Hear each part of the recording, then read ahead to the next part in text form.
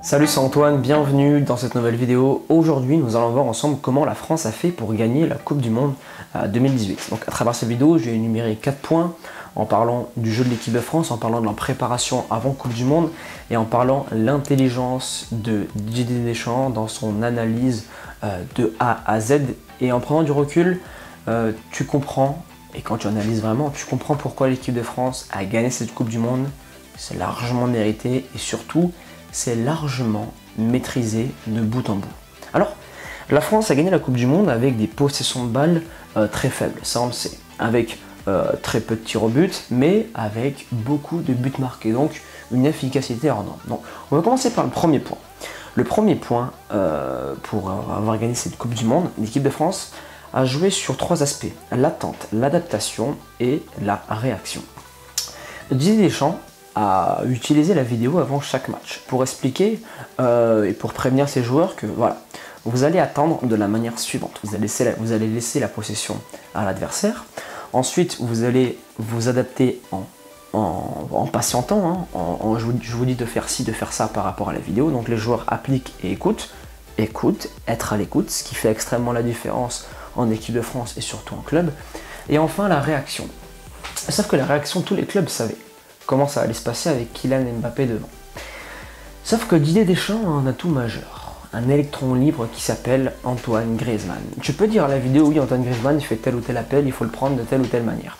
Sauf que cette personne-là ne fait pas les mêmes appels d'un match à l'autre et arrive à très bien se libérer. Et durant cette Coupe du Monde, comme tu peux le constater, il défendait assez bas et il décrochait aussi très bas pour décaler Kylian et après faire la différence devant. Donc, pour te prouver aussi l'attente qu'ils avaient et l'adaptation qu'ils avaient, l'équipe de France, en phase finale, voici leur possession de balle. En 8e, 38% face à l'Argentine. En quart de finale contre l'Uruguay, 42%. En demi, c'est là où ils avaient le moins de possession de balle, 37% contre la Belgique. Et en finale, ils avaient 39% de possession de balle. Quand tu regardes ça, tu te dis, l'équipe de France, c'est moche, c'est pas mérité. Comment ils ont fait pour gagner la Coupe du Monde?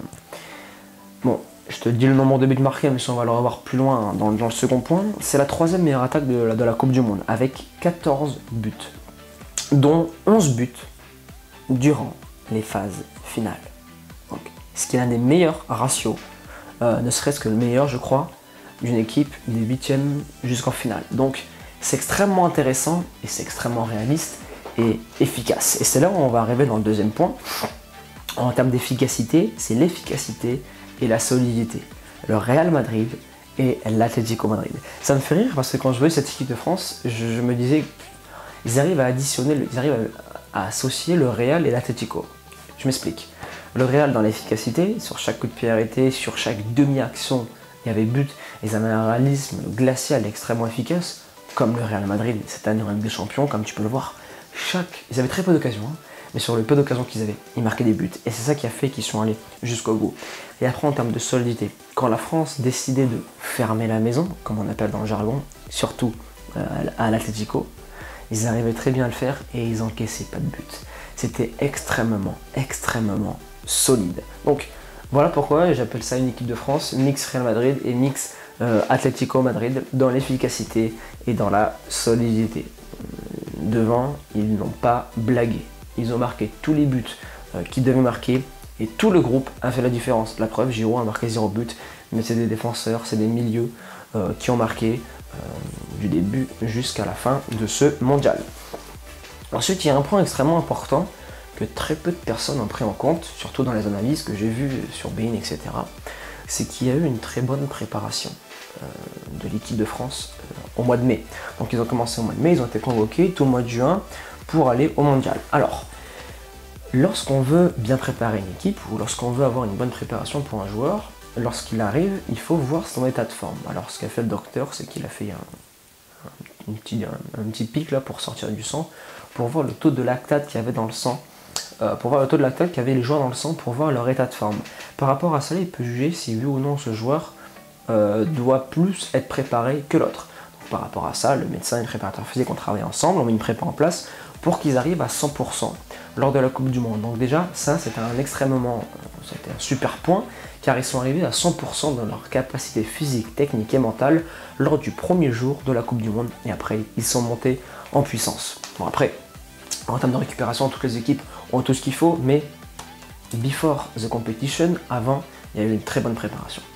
Enfin, le quatrième point, c'était la gestion du groupe de Didier Deschamps. Alors, quand tu regardes l'affaire Karim Benzema, il n'y a pas de secret.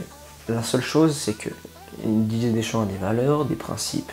Karim Benzema, pour Didier Deschamps, il a franchi la ligne blanche. Et pour Didier, quand tu franchis cette ligne blanche, c'est fini, que tu sois le meilleur ou pas. Donc, il a décidé de le mettre de côté. Ensuite, il voulait un groupe qui vit bien, car il sait qu'un groupe qui vit bien, c'est un groupe qui joue bien. Et un groupe qui joue bien, les individualités ressortiront beaucoup plus facilement. Donc, il a pris, bien sûr, les meilleurs à ses yeux, mais les joueurs qui savaient qu'ils n'allaient pas jouer, il n'a pas pris les meilleurs. Il a pris les meilleurs pour une colonie de vacances, pour une vie de groupe. Par exemple, je pense à Adil Rami.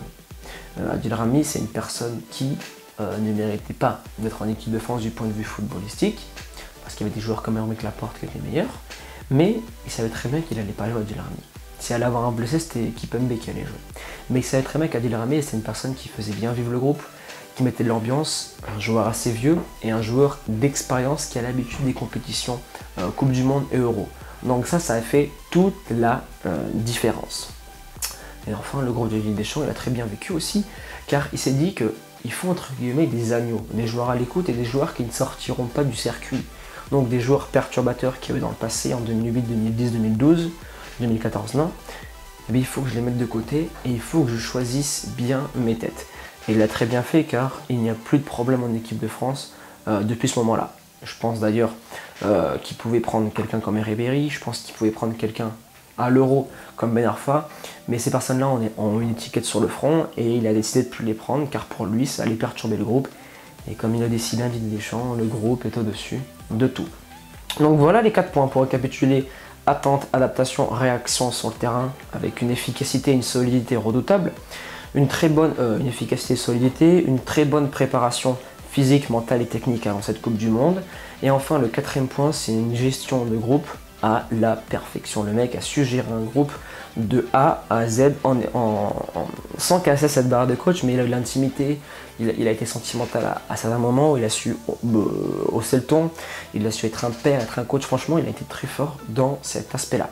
On arrive maintenant à la fin de cette vidéo. Donne-moi ton avis dans les commentaires. Dis-moi comment s'est déroulée cette Coupe du Monde pour toi, comment tu l'as ressenti, si tu étais pour les Bleus, si tu es contre les Bleus, si tu penses que l'équipe de France n'a pas mérité cette Coupe du Monde, chose que je peux comprendre, hein. Car quand on voit des équipes comme la Squadra Azzurra qui a gagné 4 Coupes du Monde avec un jeu atypique, un jeu qui leur convient mieux, mais un jeu qui est efficace, car il y a des personnes qui veulent gagner avec la manière et d'autres qui veulent juste gagner.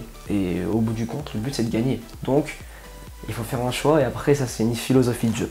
Donc dis-moi dans les commentaires ce que tu en penses. Aussi n'oublie pas hein, le hashtag motivation 100%. Et à présent si toi aussi tu veux monter en compétence, tu veux devenir plus fort du point de vue technique, mental et physique au niveau du football sur et en dehors du terrain, je t'invite à télécharger mon livre La Bible du footballeur qui est totalement gratuit. C'est un e-book que tu as juste à télécharger en cliquant dans le lien dans la description ou sinon sur l'icône qui s'affiche juste ici. À présent, je te laisse là. Persévérance et motivation et on avance ensemble.